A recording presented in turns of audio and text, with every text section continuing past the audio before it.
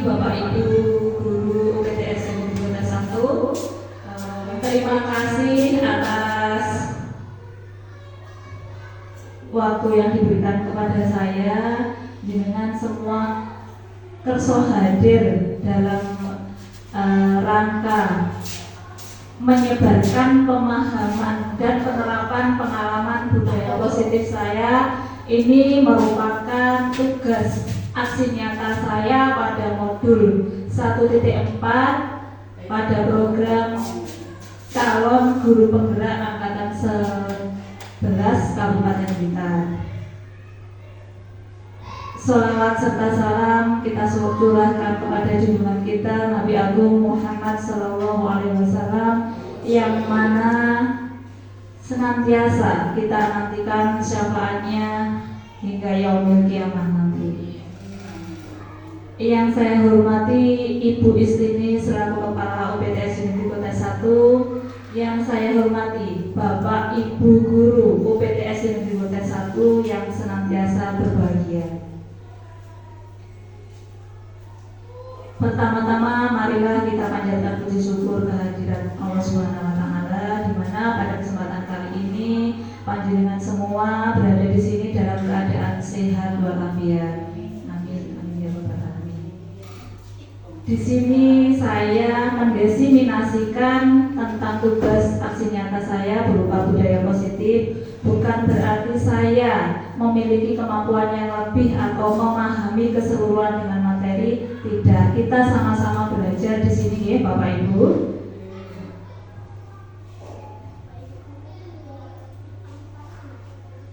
Sebelumnya budaya positif sendiri. Budaya positif itu adalah nilai dan kebiasaan di sekolah yang berpihak pada murid agar mereka dapat berkembang menjadi pribadi yang kritis, penuh hormat dan bertanggung jawab sesuai dengan profil pelajar Pancasila. Budaya positif yang kita ketahui di sekolah kita sudah banyak menerapkan, mulai dari pembiasaan yang pagi sebelum kita masuk kelas, itu contoh budaya positif ya Bapak Ibu.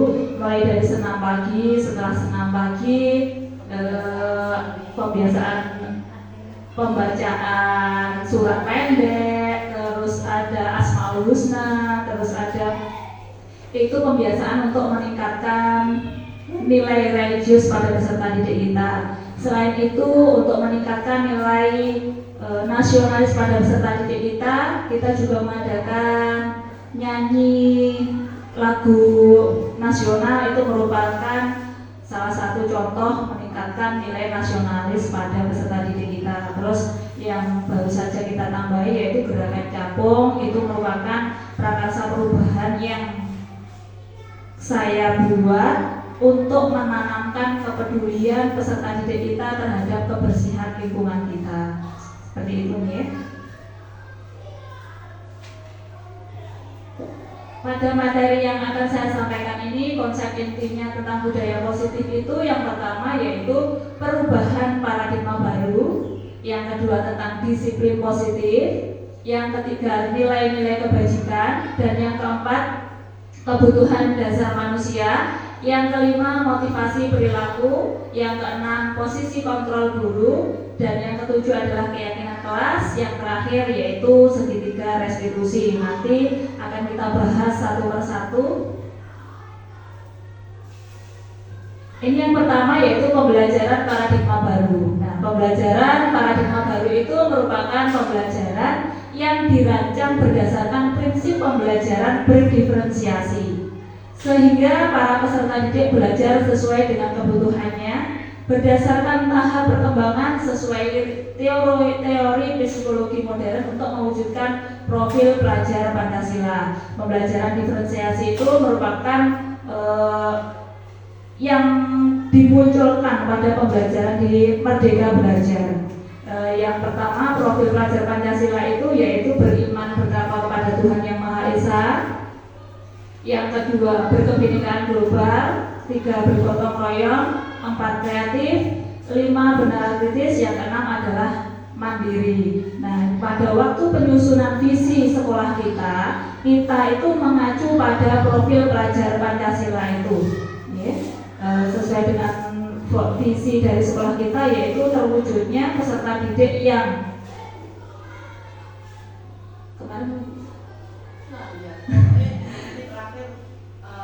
sesuai dengan terwujudnya peserta didik sesuai profil pelajar Pancasila yang menghargai kearifan lokal, seperti itu ya yang visi sekolah kita. Kemungkinan nanti kedepannya akan kita revisi sesuai dengan kondisi lingkungan atau kebutuhan di sekolah kita, sesuai dengan tuntutan wali murid yang ada di sekolah kita. Terus ini contoh perubahan paradigma. Ini saya minta tolong untuk Bapak Ibu mencoba mempraktekkan. Ini langkah awal, nanti saya akan menjabarkan tentang kedisiplinan positif atau keyakinan pada peserta didik kita. Coba saya minta tolong nanti yang duduk berhadapan itu adalah A dan B. Tidak perlu menyobek kertas, di sini perintahnya sobeklah secara kertas real. Tuliskan benda atau sesuatu yang sangat berharga untuk Anda. Letakkan di salah satu tangan Anda dan genggam benda sesuatu tersebut dengan segala daya. Buatlah sebuah kepalan. Gini aja, langsung kita bayangkan yang ada di kepalan tangan kita sebelah kanan itu sesuatu yang sangat berharga, yang tidak ingin jenengan itu orang lain tahu atau tidak ingin orang lain memintanya. Di sini nanti yang kelompok yang bagian B, yang bagian mempertahankan apa yang berharga tersebut. Yang kelompok A nanti adalah tugasnya membuat agar yang tangannya digenggam tadi mau membuka. Nah, di situ nanti kita akan belajar tentang sebuah keyakinan. Monggo silahkan mulai dari Bu Haula sama Bu Eti, mana yang A, mana yang B, terus Bu Hamida sama Bu Berli, Pak Lutfi sama Bu Haryati. Monggo yang bagian B membayangkan apa yang sesuatu yang sangat berharga yang tidak ingin dimiliki oleh orang lain, bahkan atau diketahui sedikitpun. Dan yang orang A tadi tugasnya adalah membujuk, merayu, pokoknya sampai mau membuka. Yang bagian B mau membuka atau tidak, coba. Sekarang Pak Lutfi monggo. Yang A tugasnya adalah merayu, yang A tugasnya merayu, dan yang B adalah mempertahankan sekuat tenaga. Ayo monggo. Yang A adalah merayu. Coba yang B bisa mempertahankan, bisa luluh apa enggak dengan itu. Misalnya saya mempertahankan ini adalah anak saya. Ini misalnya anak saya mempertahankan dan dengan sekuat tenaga yang A itu merayu. Pokoknya aku pengen anak saya ini tetap berada di genggaman saya. Yang A berusaha merayu. Coba monggo Bu Haula sama Bu Eti. Yuk. Boleh, benda yang sangat berharga boleh. Minta dunia hidup buku.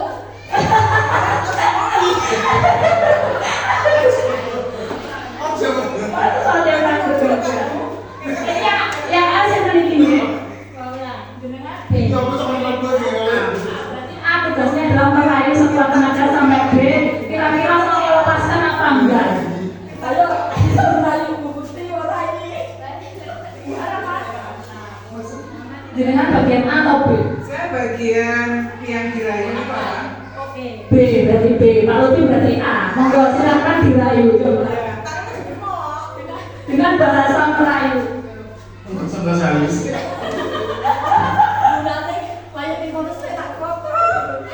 Ayo, monggo Pak Lutfi. Ini intan berlian. Akan kamu apa kali? Halus. Intan berlian yang saya genggam. Sekarang coba Bu Bekti ada sesuatu benda yang tidak ingin diketahui oleh orang lain, bahkan diminta ya Bu ya. Benar sekali. Tidak akan saya berikan kepada orang lain. Terus sekarang upayanya Bu Bu Hamidah apa kira-kira untuk agar Bu Bekti itu mau membuka tangan dan Anda mendapatkan apa yang disembunyikan oleh Bu Bekti?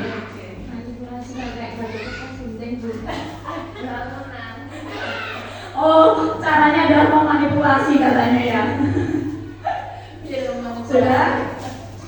Coba sekarang saya pengen tahu sudah ya dari Bu Haryati dulu. Tadi yang benar-benar disembunyikan dan orang lain tidak ingin tahu itu apa kira-kira Bu Haryati? Intan berlian Bu ini, dan saya genggam erat-erat supaya Pak Lutfi tidak tahu dan takutnya dia ingin Bu, ingin dan merebutnya. Oh ya, tadi upayanya Pak Lutfi seperti apa untuk merayu Bu Haryati? Ya karena ini cewek, saya pengen lembut supaya dipegang. Kalau dikasari nggak mungkin ini. Oh seperti itu, berarti cara halusnya Pak Lutfi ada dengan kelembutan demi mendapatkan apa yang diinginkan. Tadi Bu Haryati berusaha membuka atau tidak Bu Haryati? Tidak saya buka, takutnya nanti diambil Bu. Oh gitu ya, ini tadi Bu Bekti ada yang disembunyikan, kira-kira apa Bu Bekti? Sesuatu yang sangat berharga itu suami saya.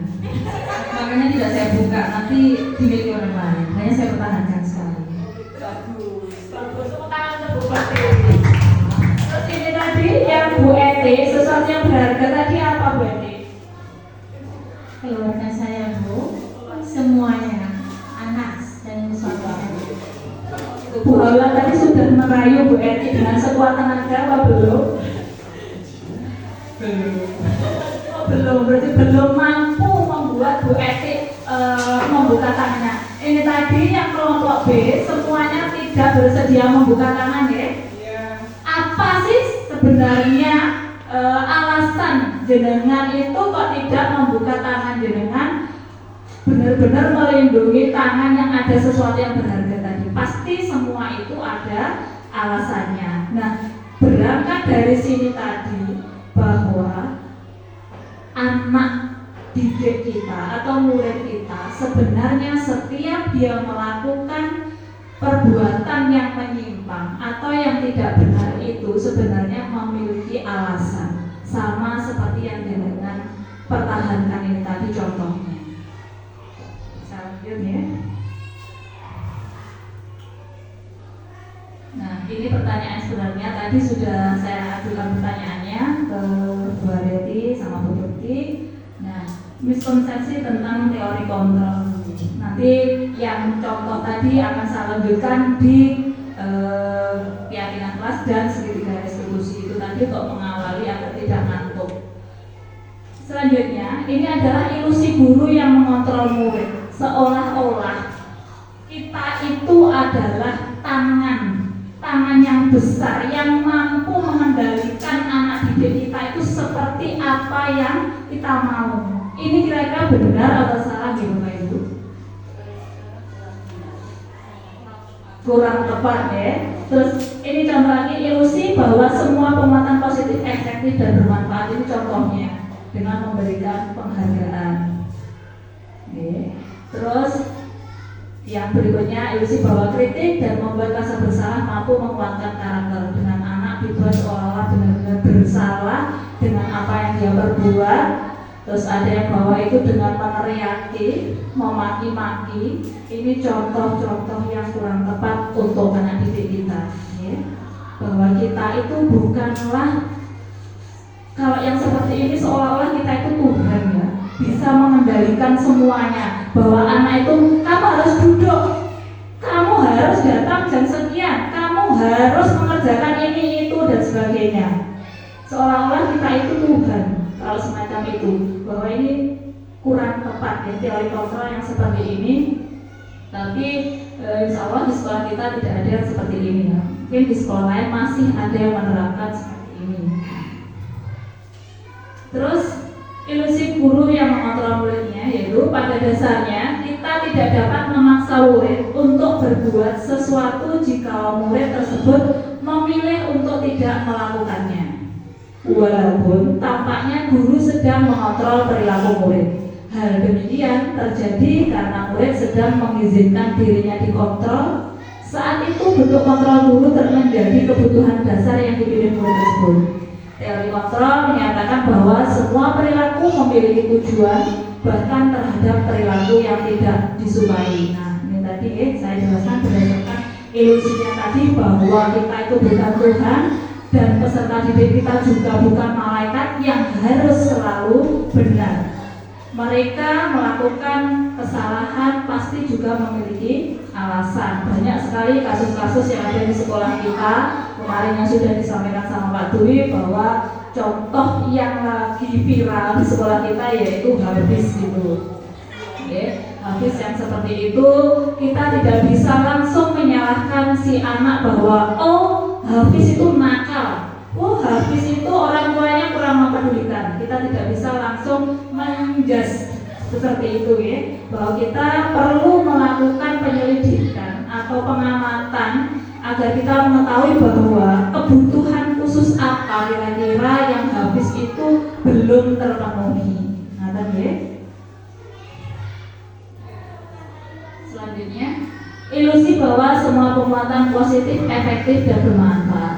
Penguatan positif tadi yang memberikan bujukan, terus dengan diiming-imingi hadiah. Contohnya tadi yang dengan lakukan kelompok A dan B, kelompok B yang memegang erat, memegang teguh apa yang sudah disembunyikan tadi, adalah bentuk-bentuk kontrol. Segala usaha untuk mempengaruhi murid agar mengulangi suatu perilaku tertentu adalah suatu usaha untuk mengontrol murid tersebut. Dalam jangka waktu tertentu, kemungkinan murid tersebut akan menyadarinya dan mencoba untuk menolak bujukan kita, atau bisa jadi murid tersebut menjadi tergantung pada pendapat sang guru untuk berusaha. Sama teori memberikan penghargaan. Dia akan mau mengerjakan sesuatu jika diberikan sebuah penghargaan atau hadiah. Jika tidak, ya tidak. Itu juga kurang tepat, kurang efektif. Terus ilusi bahwa kritik dan membuat orang merasa bersalah dapat menguatkan karakter. Ini contoh yang dengan berteriak-teriak menggunakan kritik dan rasa bersalah untuk mengontrol murid menuju pada identitas gagal. Mereka belajar untuk merasa buruk tentang diri mereka.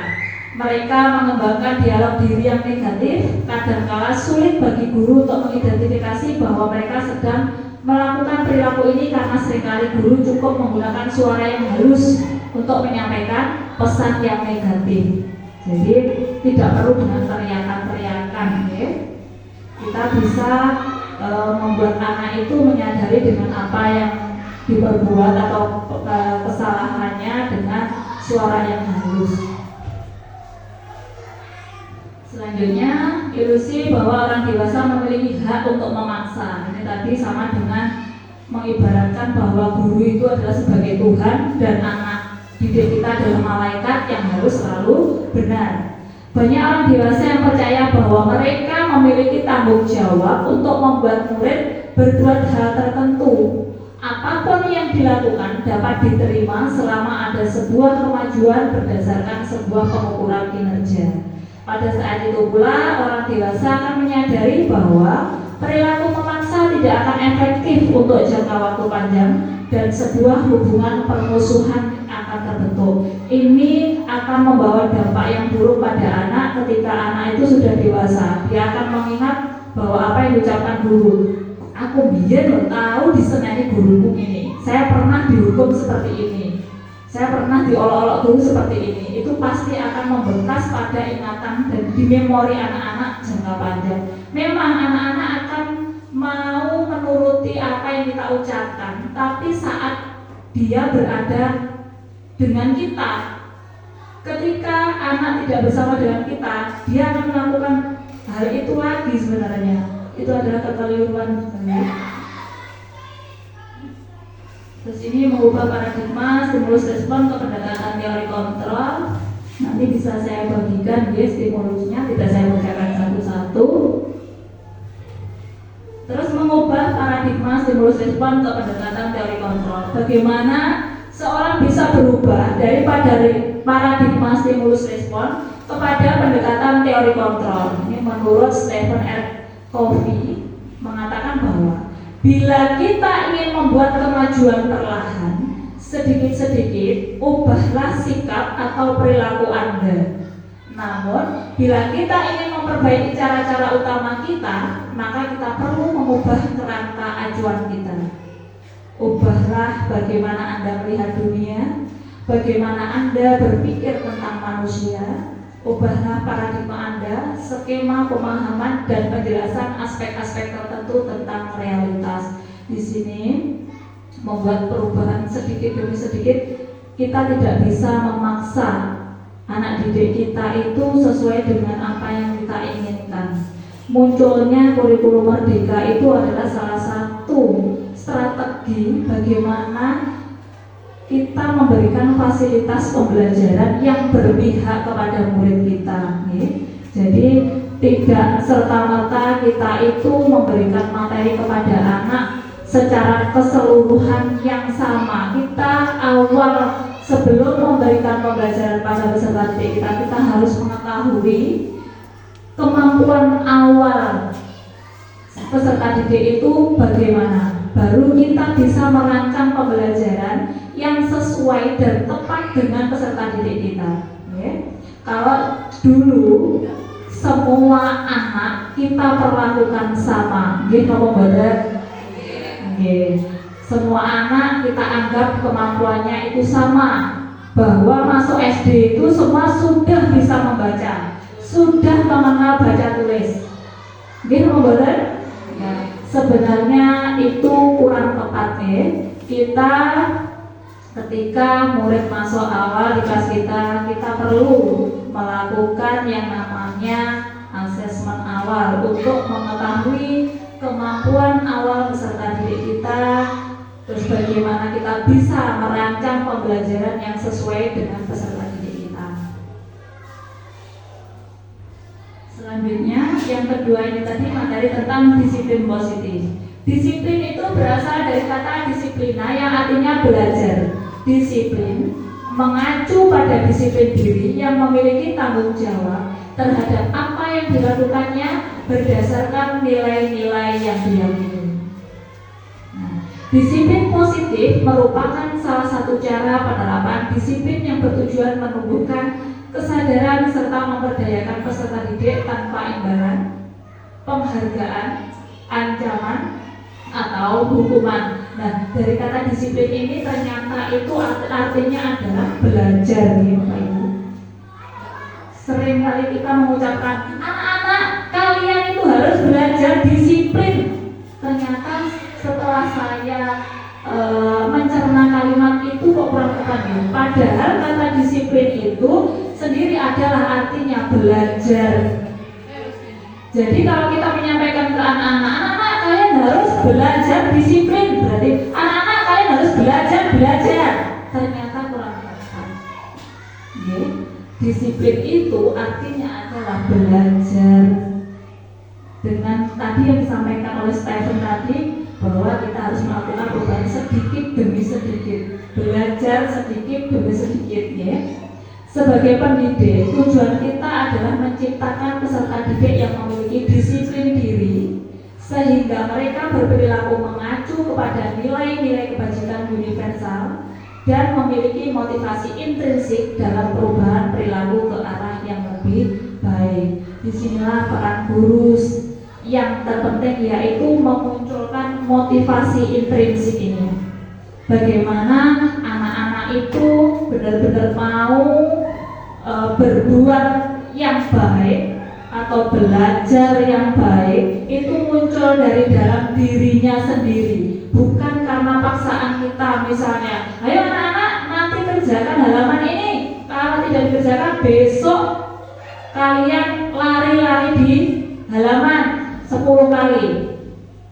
Mereka mungkin akan melakukannya. Itu karena apa kira-kira, Bu?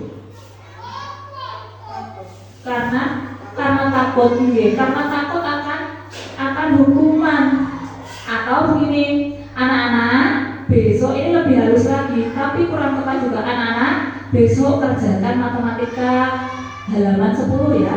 Kalau yang mengerjakan besok guru kasih hadiah. Nah, itu contoh lebih halus. Tapi menurut jenengan ini tepat atau enggak? Bagaimana Bu?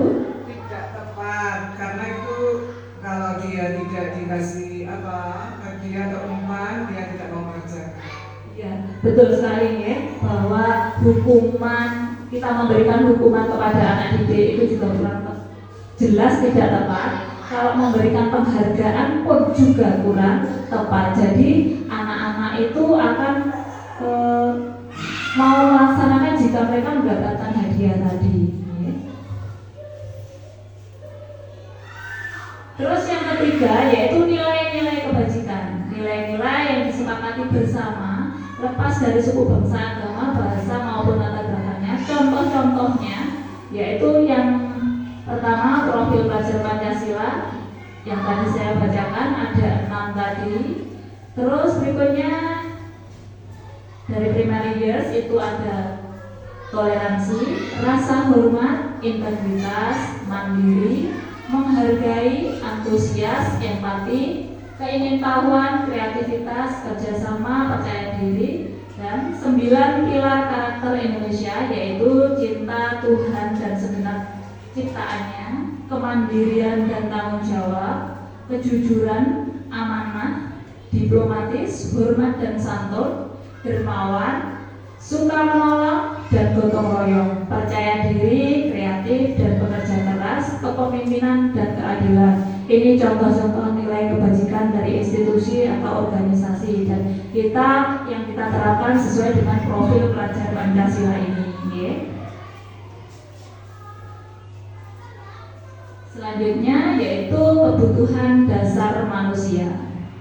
Kebutuhan dasar manusia adalah segala sesuatu yang kita lakukan untuk mendapatkan apa yang kita inginkan. Seluruh tindakan yang kita lakukan memiliki tujuan tertentu dan semua usaha terbaik yang kita lakukan adalah dalam rangka agar kebutuhan dasar kita terpenuhi dengan baik. Jadi kebutuhan dasar itu ada 5 berikut ini. Nah, ini kebutuhan dasar manusia. Yang pertama itu adalah kebutuhan dasar untuk bertahan hidup. Jelas kita itu butuh makan, pakaian, tempat tinggal, keamanan, kesehatan. Ini merupakan kebutuhan pokok kita nih, kebutuhan untuk bertahan hidup. Yang berikutnya yaitu kebutuhan akan kasih sayang dan rasa diterima. Rasa diterima, dipedulikan, berbagi, kerjasama, menjadi bagian dalam kelompok. Itu merupakan contoh kasih sayang dan rasa diterima. Yang ketiga adalah penguasaan, yaitu harga diri, keinginan untuk dianggap, memimpin, berprestasi, diakui dan didengar. Terus yang berikutnya adalah kebebasan, yaitu mandiri, memiliki pilihan, mencoba hal baru, mampu mengendalikan arah dirinya. Yang terakhir adalah kesenangan, yaitu berupa bermain, humor, antusiasme, dan tertawa. Dari 5 kebutuhan dasar manusia ini, jika ada salah satu di antara itu kita tidak terpenuhi atau murid kita tidak terpenuhi, akhirnya dia akan melakukan tindakan yang menyimpang. Tadi saya sampaikan bahwa contoh yang lagi viral di sekolah kita adalah Hafiz. Dari kelima kebutuhan dasar manusia ini, kira-kira, ini hanya mengira-ngira, kita belum melakukan penelitian secara menyeluruh ya. Kira-kira dari kelima kebutuhan dasar manusia ini yang belum terpenuhi dari Hafiz kira-kira apa? Monggo Bu Haula selaku guru kelasnya, kira-kira apa Bu Haula?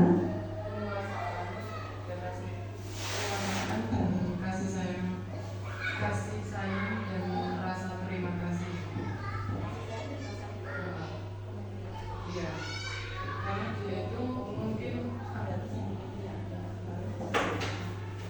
karena dia itu mungkin kurang kasih sayang dari orang tua. Memang dia itu cukup, menurut saya dia itu cukup kayak seperti dapat uang itu dia sudah mendapatkan, tapi rasa kasih sayang dari orang tua itu kurang. Karena orang tuanya kayak saya kira sukanya kan suami-suami itu loh Bu. Nah akhirnya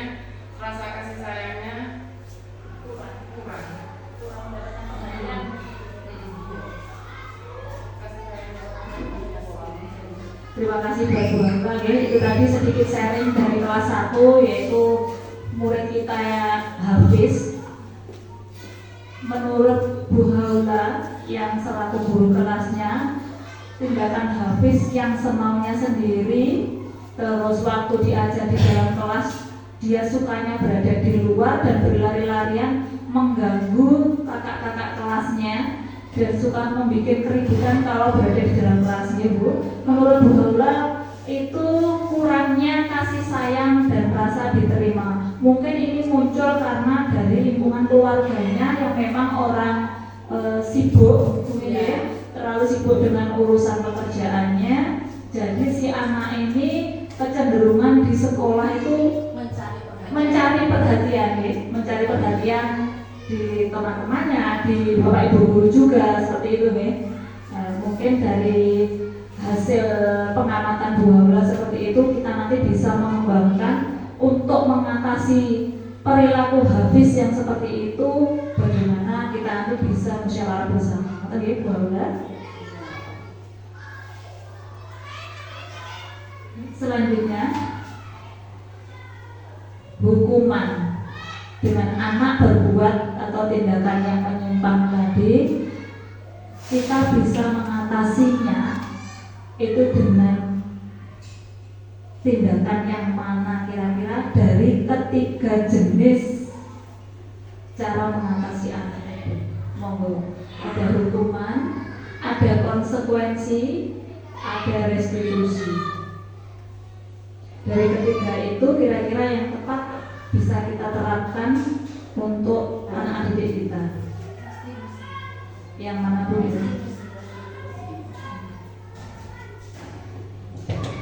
Menurut saya restitusi itu. Karena dengan melalui restitusi ini saya kira anak itu akan merasa nyaman. Walaupun dia pernah merasa melakukan kesalahan, dia kalau kita marahi dia akan jadi down, minder, atau bahkan lebih menantang kita. Jadi kita berikan rasa nyaman, dengan dia sendiri dengan sendirinya akan muncul rasa bersalah. Terima kasih Bu Eti. Mungkin ada teman-teman yang lain kira-kira yang tepat yang mana, Nggih? Oke, saya bacakan satu persatu, ya. Apabila kita menggunakan hukuman pada anak didik kita, ya itu ya, tidak, bentuknya itu tidak terencana, tiba-tiba. Terus yang kedua itu murid tidak tahu apa yang akan terjadi atau tidak dilibatkan dan bersifat satu arah berupa hukuman fisik atau psikis. Hukuman itu tidak selalu bersifat fisik, misalnya dicubit, dipukul, misalnya tidak seperti itu. Dengan kita berkata-kata kasar, misalnya membentak, itu sudah termasuk hukuman. Ya. Ini benar-benar tidak boleh kita gunakan, tidak, seharusnya tidak digunakan untuk anak didik kita. Terus yang kedua yaitu dengan konsekuensi. Bentuknya konsekuensi itu yaitu terencana, kalau disepakati sesuai peraturan, murid tetap dibuat tidak nyaman dengan konsekuensi jika guru selalu memonitor murid. Seperti yang saya pernah lakukan ke anak-anak dengan memberikan konsekuensi itu memang kurang tepat, ya. Seharusnya yang kita lakukan untuk mengatasi anak didik kita yang menyimpang itu adalah dengan restitusi. Kenapa? Karena dengan proses restitusi itu kita dapat menciptakan kondisi murid untuk memperbaiki kesalahannya dan proses kolaboratif yang mengajarkan murid untuk mencari solusi sendiri. Jadi kita tidak serta-merta langsung menyalahkan, kamu bersalah, kamu harus ini, harus itu, misalnya, ya. Dengan restitusi itu kita ada beberapa tahapan, nanti akan saya kupas di belakang, ya. Terus ini adalah 5 posisi kontrol guru.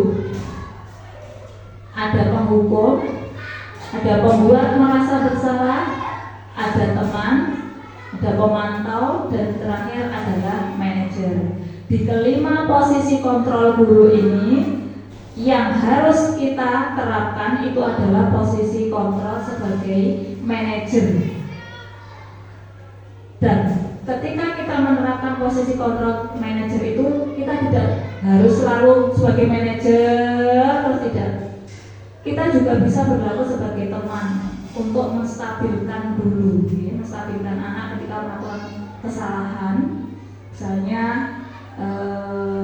dengan duduk berdua, ditanya alasannya, kita sampaikan bahwa kita dulu juga pernah kecil, pernah jadi anak kecil, juga pernah melakukan kesalahan. Mungkin dengan cara itu menstabilkan dulu, anak-anak itu akan terbuka mau bercerita dengan kita bahwa dia tadi sudah berbuat kesalahan apa dan alasannya apa. Akhirnya si anak tadi bisa mengakui kesalahannya dan kedepannya dia bisa merubah diri lebih baik lagi. Ini contoh penerapan 5 posisi kontrol bagi guru. Nah, ada contoh di sini kasusnya itu siswa tidak memakai atribut lengkap saat upacara bendera. Nah, kalau kita posisi kontrolnya sebagai penghukum, contoh hukumannya itu adalah hormat pada bendera selama 1 jam. Menurut Bapak Ibu, apakah ini sesuai? Apabila kita jadi guru, kurang tidak jelas, ini tidak sesuai. Terus yang berikutnya, berapa kali ibu bapak harus memberitahu kamu selalu saja mengecewakan ibu bapak. Ini contoh kalimat dalam pembuat merasa bersalah. Posisi kontrol kita sebagai pembuat merasa bersalah. Ya, dari kalimat ini nanti monggo dicermati yang pernah kita lakukan kira-kira yang bagian mana dan kira-kira itu tepat atau tidak untuk anak kita. Terus berikutnya, tetap kasusnya yang sama tadi. Jika kita posisi kontrol kita sebagai teman itu adalah, ayo dong ikuti aturan sekolah, tolong bantu bapak ibu ya sekali ini, ya sudah tidak apa-apa. Lain kali jangan berbuat seperti ini lagi ya. Ini posisi kontrol kita sebagai teman. Meskipun ini terlihat akrab bahasa yang seperti ini, kalau menurut saya baik juga diterapkan ke anak didik sebagai usaha kita untuk mengetahui alasan anak tersebut melakukan penyimpangan itu apa. Kalau menurut saya seperti itu, menempatkan posisi kita sebagai teman, dia akan merasa lebih santai, lebih mau terbuka dengan kita.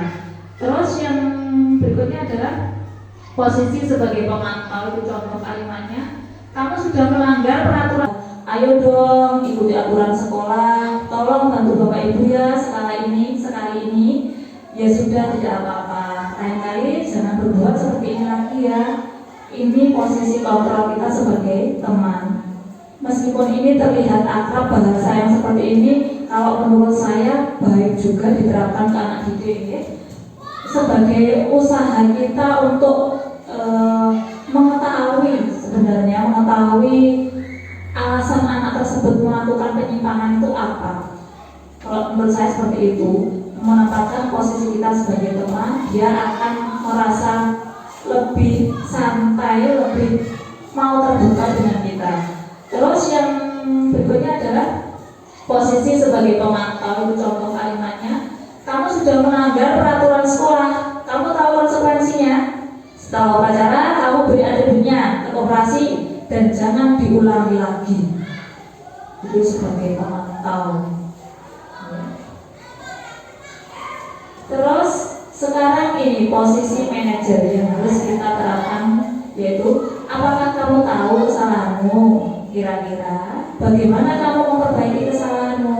Dari kalimat ini kita bisa melihat bahwa di sini kita tidak langsung menyalahkan perbuatan anak. Di sini kita menggali dulu kesalahannya apa, kita tanyakan perlahan, terus kita tanya bagaimana kira-kira untuk memperbaikinya. Jadi anak tidak ketakutan dengan perbuatan salahnya itu tadi. Kita ice breaking dulu ya, biar tidak ngantuk. Coba Bu bisa dibantu untuk ice breakingnya, kira-kira Bu Eti, monggo. Ada Bu Eti, monggo Bu Eti. Kita ice breaking dulu, monggo berdiri dulu. teman-teman.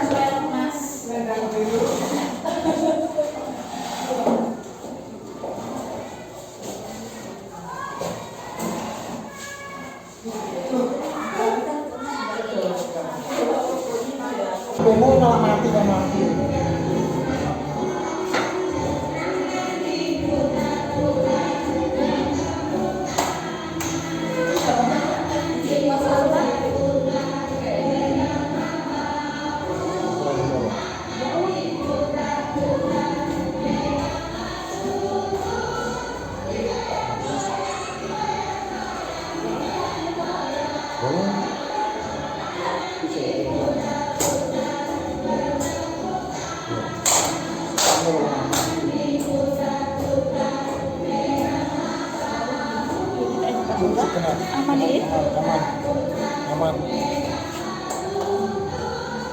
Aman langgahan petang di sini. Ya Allah.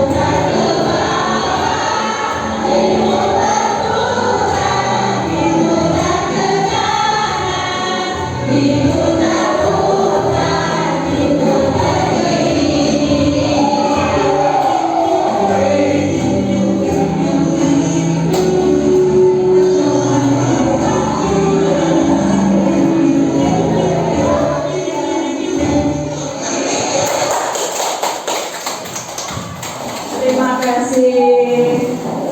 Biar tambah lebih fresh lagi ya, biar tidak mengantuk.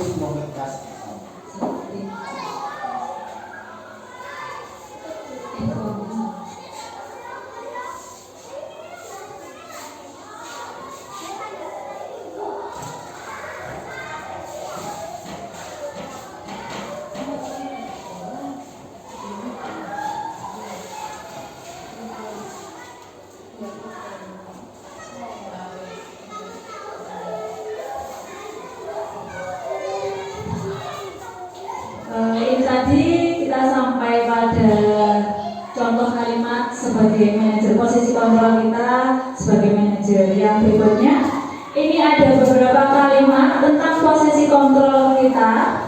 Coba kita amati bersama-sama, kira-kira dari kalimat ini posisi kontrol kita sebagai apa? Ayolah lakukan demi Bapak Ibu ya. Kira-kira sebagai apa? Coba berbukti. Kira-kira Sebagai teman. Ya, menurut saya ini posisi kontrol sebagai teman karena mengajar seperti apa ya, lebih dekat dengan murid. Ayolah lakukan demi Bapak Ibu ya.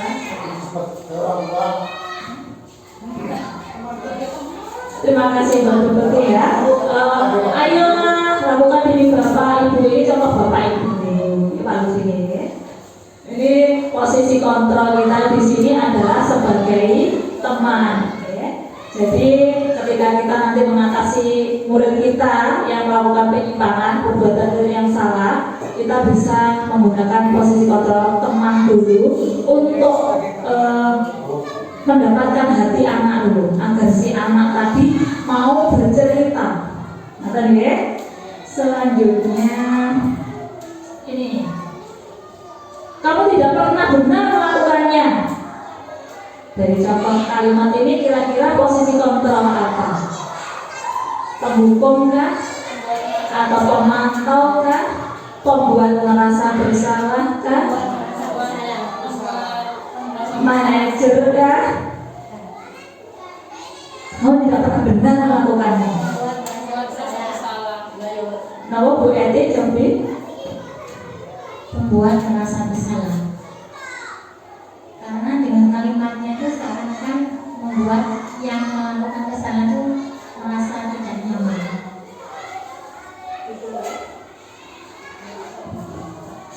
Bu Istini monggo, kira-kira apa Bu Istini?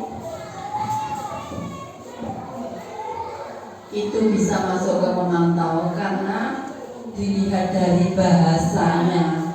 Kamu tidak pernah benar. Berarti di sini mengandung kalimat dari kalimat ini. Berarti dia pernah melakukan atau mengamati orang itu, anak itu sudah melakukan beberapa kali kesalahan. Jadi menurut saya ini masuk memantau. Terima kasih. Terima kasih Bu Istini. Sudah melakukan kesalahan dan kita mempunyai persepsi kita masing-masing sebenarnya dengan kata-kata kamu tidak pernah benar melakukannya. Di sini adalah posisi kontrol sebagai bukan, kalau manajer itu lebih halus lagi. Kenapa kamu melakukannya? Itu adalah manajer. Kamu tidak pernah benar melakukannya. Bu Lola mungkin punya pandangan lain. Kira-kira apa Bu? Tapi pembuat merasa bersalah ya. Kalau saya juga cenderung pembuat merasa bersalah. Di sini ya, kamu tidak pernah benar melakukannya.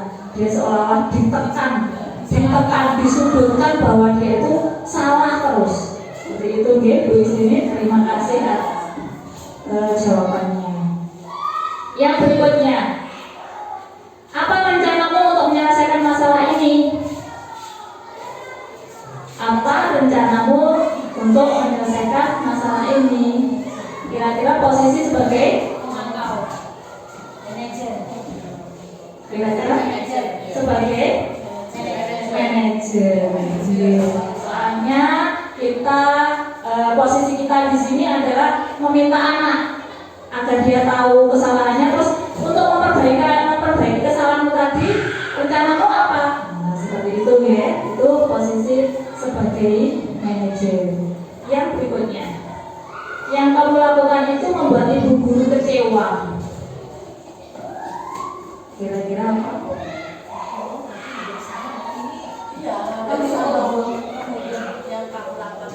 Bukan.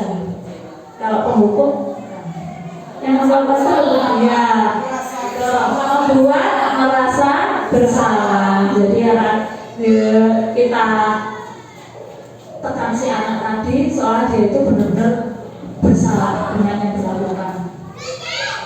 Terus yang ini, kamu tidak akan mendapat nilai jika tidak mengerjakan. Ya, sudah jelas dari kalimatnya ya.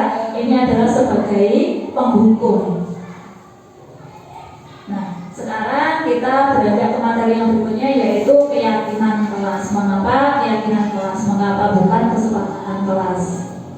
Nah, keyakinan kelas itu kalimat yang digunakan itu bersifat abstrak, berupa pernyataan yang universal. Kalimatnya yang menyeluruh, dibuat dalam pernyataan positif.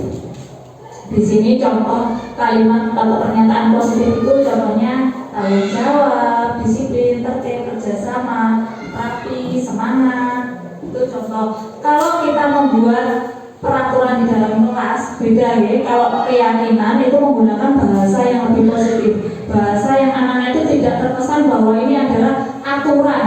Kalau aturan yang jelas pasti ada hukumannya. Misalnya dilarang masuk lebih dari jam 7. kalau kita membuat keyakinan kelas, kita bisa menggunakan bahasa yang lebih halus lagi. Contohnya seperti apa kira-kira ya? Biasanya kita dilarang membuang sampah di dalam kelas. Itu contoh peraturan dengan menggunakan bahasa yang menekan, dengan bahasa dilarang, jangan, itu seolah dan menekan anak-anak. Contoh kalau kalimat yang menunjukkan keyakinan kelas itu dengan bahasa yang positif, dengan kalimat yang positif. Contohnya kalau misalnya dilarang membuang sampah di dalam kelas, kita bisa merubahnya dengan kalimat yang lebih halus lagi seperti apa kira-kira? Bukan Bu. Kira-kira yang anak itu nanti dia akan mengingat dan dia akan mematuhi dengan keyakinan yang sudah dibuat bersama. Nah, keyakinan kelas itu dibuat bersama-sama dengan murid. Contohnya, tanpa menggunakan kata jangan. Anak itu bila kita kasih kata jangan, biasanya dia akan melakukan. Ayo jaga kebersihan kelas, seperti itu contoh ya, contoh kalimat keyakinan kelas. Terus dilarang mencoret-coret tembok, itu lebih ke kalimat peraturan. Bagaimana bentuk keyakinan kelas? Contoh kalimatnya, ya mari kita jaga keindahan kelas kita, itu contoh keyakinan kelas ya. Terus sedikit kalimatnya itu berupa kalimat yang sedikit atau singkat. Kalau peraturan kelas yang ada di kelas kita masing-masing itu berupa kalimat yang panjang sekali, ya. Kalau keyakinan kelas itu dibuat dengan kalimat yang singkat, anak mudah mengingat dan anak juga senantiasa mematuhi karena itu berupa keyakinan yang sudah dibuat bersama di dalam kelas. Terus sesuai dengan kondisi kelas dan sekolah sehingga mudah diterapkan tadi. Semua warga sekolah, warga kelas dilibatkan saat membuat keyakinan kelas. Ya. Berikutnya adalah ini tadi segitiga restitusi. Segitiga restitusi yaitu suatu proses dialog yang dijalankan oleh guru agar dapat menghasilkan murid yang mandiri dan bertanggung jawab. Dan tahapan dalam segitiga restitusi yaitu yang pertama menstabilkan identitas dulu, baru memvalidasi tindakan yang salah, dan yang terakhir adalah menanyakan keyakinan. Dari beberapa tahapan itu contoh-contoh kalimat yang bisa kita gunakan dalam menyelesaikan permasalahan anak didik kita itu adalah sebagai berikut. Yang pertama, tahapan menstabilkan identitas diri. Berdasarkan prinsip membuat kesalahan adalah bagian dari proses pembelajaran. Nah, kita bisa menggunakan kalimat seperti ini.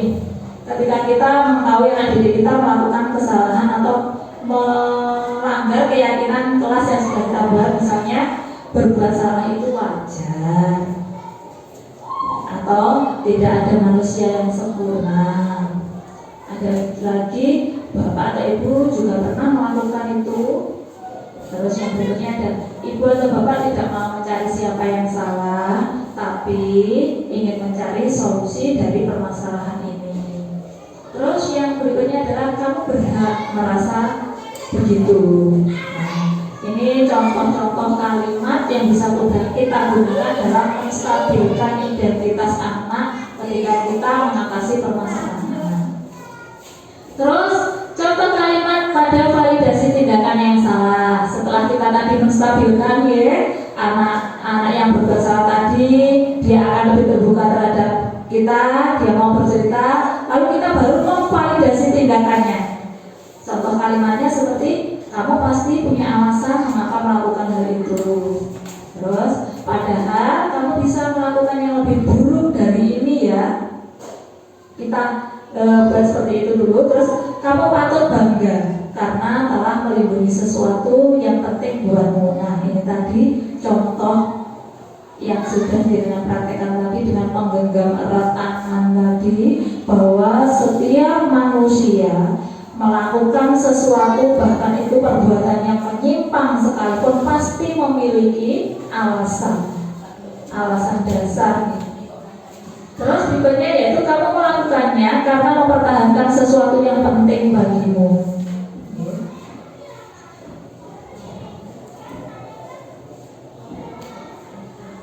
Terus yang terakhir adalah menanyakan keyakinan. Nah, untuk menanyakan keyakinan tadi bisa menggunakan kalimat apa keyakinan kelas kita yang sudah kamu langgar kira-kira, misalnya seperti itu. Terus nilai-nilai apa yang telah disepakati bersama. Terus seperti apa gambaran sebuah kelas yang ideal menurut kamu. Berikutnya kamu ingin menjadi orang yang seperti apa. Ini contoh praktek segitiga restitusi yang pernah saya terapkan ke anak didik kita. Ini hanya sebagai ilustrasi contoh ya. Sudah salah dulu semuanya ya? Sudah Bu. Sudah makan semua? Sudah. Kira-kira kalian tahu apa enggak Ibu ajar di sini tadi? Tahu Bu. Kenapa? Saya ambil tesnya Eva tanpa izin Bu. Benar Eva? Iya Bu, berarti ambil tes saya tanpa izin. Oh gitu. Terus tesnya tadi masih mau dipakai sama Eva? Iya Bu, masih belum pakai. Ini Febi sudah pinjam punyanya Eva tanpa izin. Dari Ibu dulu waktu sekolah dulu pernah seperti itu. Semua manusia itu tidak ada yang sempurna. Semua pasti pernah melakukan kesalahan. Nah, untuk itu sebaiknya untuk memperbaiki itu apa yang bisa Febi lakukan? Minta maaf Pak. Eva mau memaafkan Febi? Coba minta maaf dulu Febi. Bahwa saya minta maaf sudah mengambil pensi tanpa izin. Ya. Dimaafkan Febinya Eva? Ya Bu. Ya, ini ya besok lagi kalau hasil temannya diusahakan harus dibilang alasan Febi kenapa Pak Budi? Hasil saya ketinggalan dulu Bu. Oh, dari malam nggak disiapkan untuk kegiatan belajarnya ini belum disiapkan? Belum Bu. Kenapa nggak disiapkan? Dengan malam Bu. Kenapa kalau sampai malam? Belum kan sampai malam. Besok lagi kalau misalnya mau nonton HP sampai malam ya. Ini nanti Febi sudah melanggar keyakinan kelas kita. Dan yang pertama mungkin kalau melanggar Febi mengambil gara-gara milik orang tanpa izin. Ini untuk pembelajaran besok sebisa mungkin kamu harus menyiapkan dari sore atau sebelum tidur kamu harus menyiapkan semua alat tulis semuanya siap.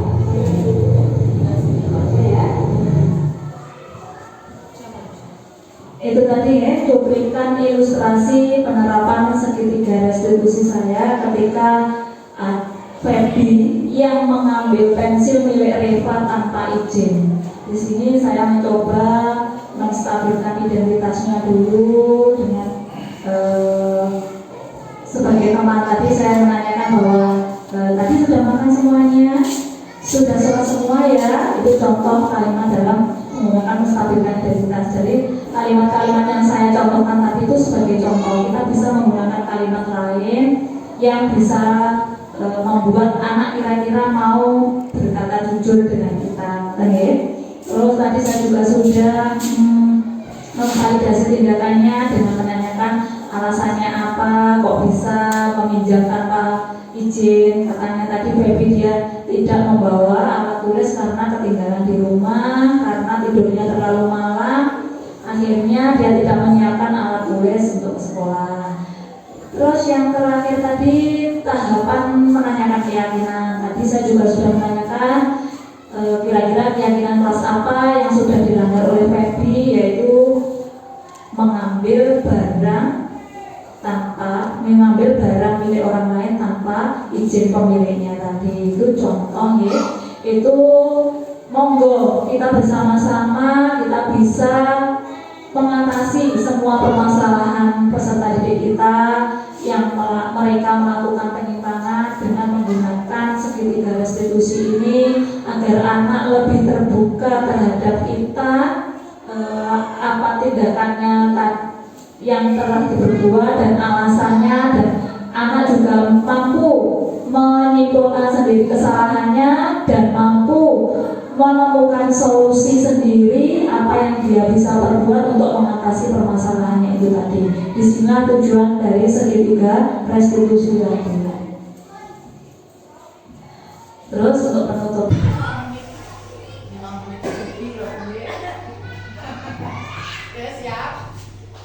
Assalamualaikum warahmatullahi wabarakatuh. Alhamdulillah, Bunani sudah memasuki beberapa tahapan CGP, yang mana CGP merupakan guru yang mendapatkan fasilitas menambah ilmu pengetahuan yang luar biasa, sehingga di sini beberapa diseminasi yang ditampilkan oleh Bu Naning, alhamdulillah, insya Allah membawa kemajuan bagi sekolah kita, harapan kita. Dan di sini juga disampaikan bahwa adanya restitusi dalam menangani permasalahan anak didik kita yang dulu saya belum pernah mendapatkan ilmu pengetahuan seperti ini. Sekarang dengan adanya kurikulum Merdeka Belajar ini, insya Allah dari lembaga kami UPPSD Kota 1 bisa melakukan restitusi dengan tepat, sehingga bisa membawa dampak yang baik untuk kemajuan sekolah kita.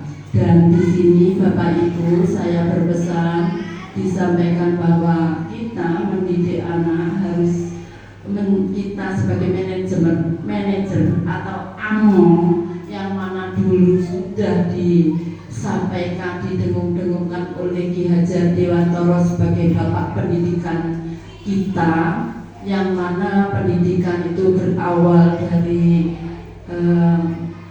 ing ngarsa Sutulodo, ing madya mangunkarsa, tuturi handayani. Semoga dengan pembelajarannya seperti itu, insya Allah kita akan mendapatkan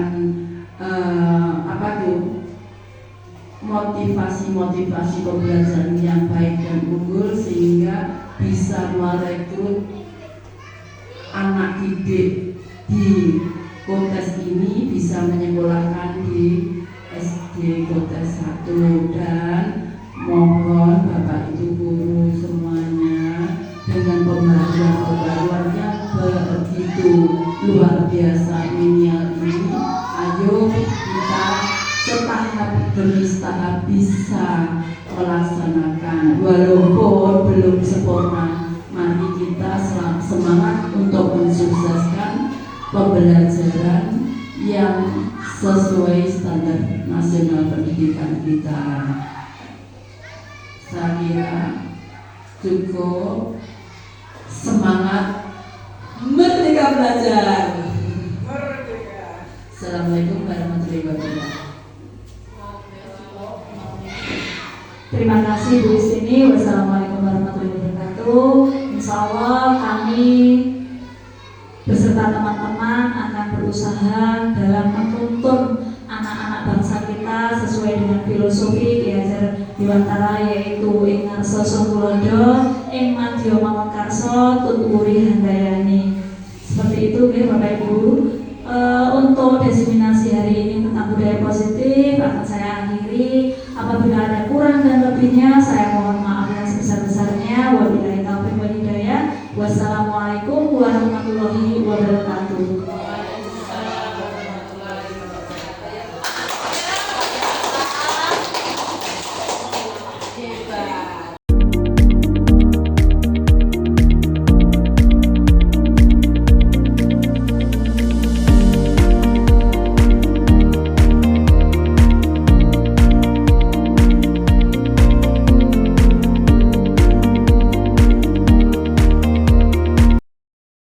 Reva sama Feby, ini tadi sudah sholat zuhur semuanya ya? Sudah, Bu. Sudah makan semua? Sudah. Ya, alhamdulillah. Kira-kira kalian tahu apa enggak Ibu ajak ke sini tadi? Tahu Bu, Karena apa? saya ambil pensilnya Reva tanpa izin Bu. Bener Eva? Iya Bu, Baby ambil pensil saya tanpa izin. Oh gitu. Terus pensilnya tadi masih mau dipakai sama Reva? Iya Bu, masih perlu pakai. Gini Feby sudah pinjam punyanya Reva tanpa izin. Ibu dulu waktu sekolah juga pernah seperti itu. Semua manusia itu tidak ada yang sempurna. Semua pasti pernah melakukan kesalahan. Nah, untuk itu sebaiknya untuk memperbaiki itu apa yang bisa Feby lakukan? Minta maaf Bu. Iya, minta maaf sama Reva. Reva mau memaafkan Feby? Iya Bu. Coba minta maaf dulu Feby. Bapak, saya minta maaf sudah mengambil pensil tanpa izin. Ya. Dimaafkan Febynya Reva? Iya Bu. Ya, gini ya, besok lagi kalau mau pinjam pensil temannya diusahakan harus bilang. Alasan Feby kenapa kok ambil punyanya Reva? Pensil saya ketinggalan di rumah Bu. Oh, dari malam nggak disiapkan untuk kegiatan belajar hari ini, belum disiapkan? Belum Bu. Kenapa kok nggak disiapkan? Punya kemalaman Bu. Kenapa kok sampai malam? Nonton HP. Aduh, nonton HP sampai malam. Besok lagi kalau misalnya mau nonton HP jangan sampai malam-malam ya. Iya. Ini tadi Feby sudah melanggar keyakinan kelas kita. Keyakinan kelas apa tadi yang kamu langgar Feby? Mengambil barang milik orang tanpa izin. Nah, gini untuk pembelajaran besok sebisa mungkin kamu harus menyiapkan dari sore atau sebelum tidur kamu harus